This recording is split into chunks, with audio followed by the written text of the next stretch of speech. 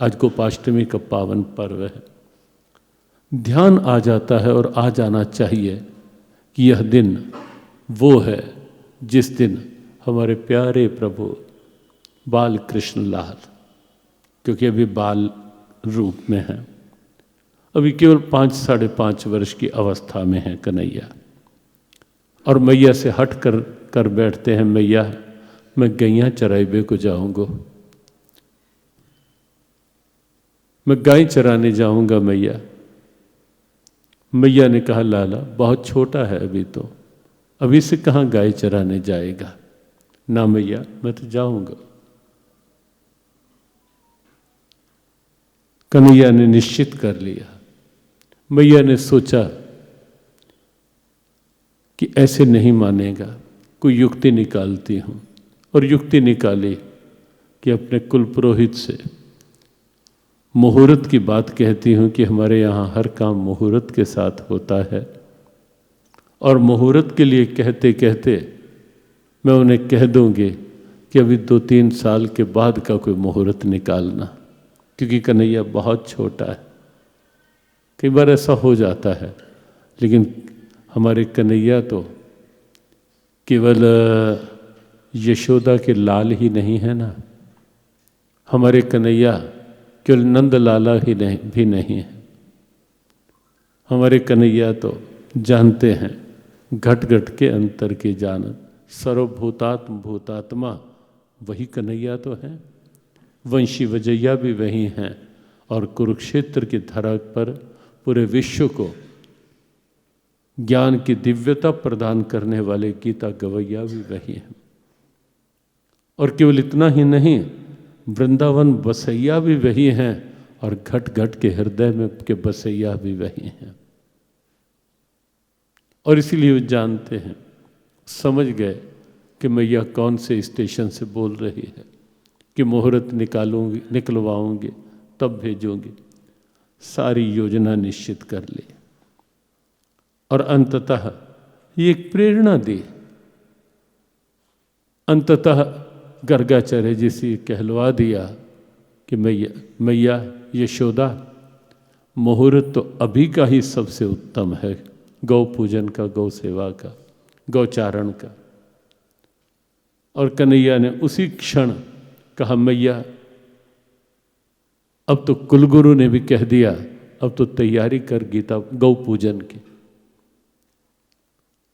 और एक प्रेरणा जगाई कि लौकिक कार्यों के लिए मुहूर्त अच्छी बात है, निकलवा लेना बुरा नहीं, अच्छा है, हमारी परंपरा है।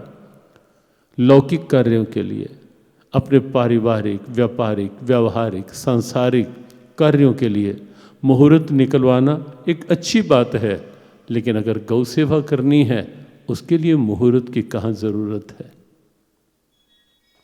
भजन करना है, ध्यान में बैठना है, उसके लिए भी क्या मुहूर्त देखेंगे हम कि मुहूर्त ठीक नहीं भजन का, उसके लिए मुहूर्त की ज़रूरत नहीं। कन्हैया ने ये प्रेरणा दी कि सत्संग, सेवा, सुमिरन, भजन, ध्यान, पाठ, यज्ञ, उसके लिए किसी मुहूर्त की ज़रूरत नहीं है। वो तो मुहूर्त अपने आप ठीक हो जाएगा जब यज्ञ होगा, जब गौ सेवा होगी। वो मुहूर्त नहीं ठीक होगा तो भी ठीक हो जाएगा।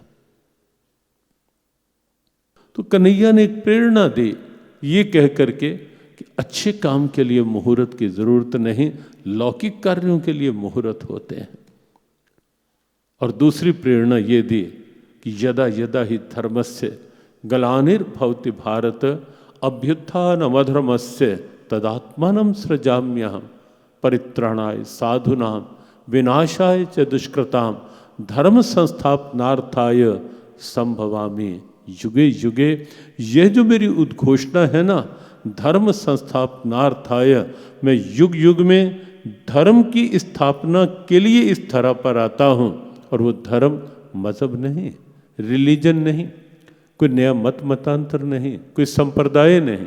वो धर्म अर्थात परंपराएं जो लुप्त हो जाती हैं, मैं उन परंपराओं को एक प्रेरणा बनाने के लिए इस धरा पर आता हूँ।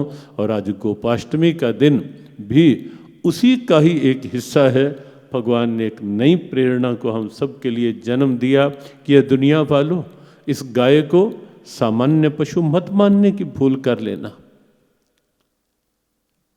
ये गाय सामान्य पशु नहीं है, जिसको मैं विधिवत पूजन करके नंगे पांव चराने के लिए जा रहा हूं। कार्तिक शुक्ल मास की अष्टमी तिथि से शुरू कर रहा हूं। तुम्हें यह समझ लेना चाहिए कि यह गाय क्या है। आराध्य की भी आराध्या है गाय।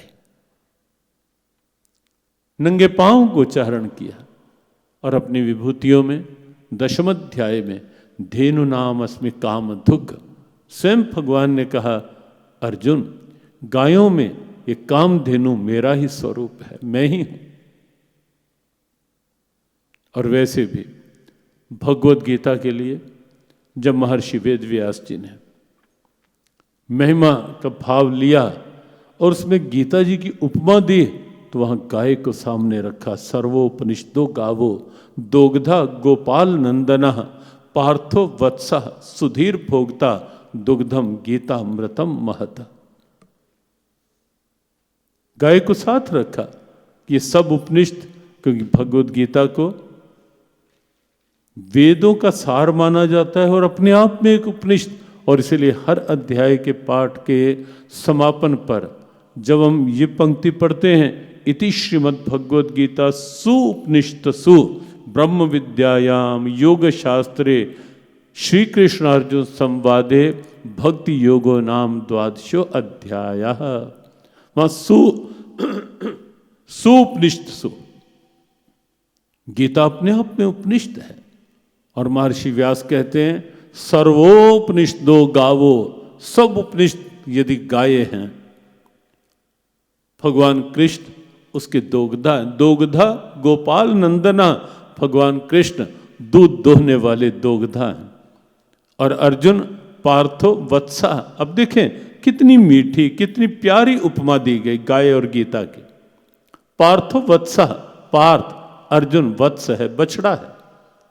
और हम सब जानते हैं कि बछड़े का काम क्या होता है। दूध दोहने वाला पहले बछड़े को आगे करता है और बछड़ा कुछ दूध पी करके शेष सब हमारे लिए छोड़ देता है। तो यही यहां है। पार्थो वत्सा, अर्जुन बछड़े की, अर्जुन की भूमिका वत्स की तरह, बछड़े की तरह है। प्रारंभ में गीता ज्ञान का दुग्धामृत, गीता अमृत दुहे नमः, या प्रपन्न पारिजाताय तोत्रवेत्रैक पाण्ये ज्ञान मुद्राय कृष्णाय गीता अमृत दुहे नमः। और यहाँ सर्वोपनिषदो गावो दोग्धा गोपाल नंदना पार्थो वत्सः सुधीर भोक्ता दुग्धम गीता अमृतम महत। ये गीता क्या है? दुग्धामृत है। अर्जुन ने कुछ लिया या भगवान कृष्ण ने कुछ अर्जुन के लिए दिया, और उसके बाद शेष जो है वो सब हम सबके कल्याण के लिए छोड़ दिया। तो गाय और गीता, और सच ये भी है, ये अपनी संस्कृति में ये जितने गकार हैं ये अद्भुत हैं, बहुत अद्भुत। जैसे गाय सामान्य पशु नहीं, हमारे आराध्य की भी आराध्या है। गंगा सामान्य जल धारा नहीं, हमारे आराध्य प्रभु के श्री चरणों से निकली हुई अमृत धारा है गंगा। गीता सामान्य पुस्तक नहीं, हमारे प्रभु के श्रीमुख से निकली हुई अमृत धारा है श्रीमद् भगवद गीता। गायत्री सामान्य अक्षर नहीं, साक्षात भगवत स्वरूपा है गायत्री। गायत्री छंद साम अहम, विभूतियों में भगवान ने गायत्री को भी गिनाया कि छंदों में अर्जुन गायत्री मैं ही हूं, मेरा ही रूप है। और गोवर्धन, ये सब गए, सामान्य पर्वत नहीं, सामान्य पहाड़ नहीं है।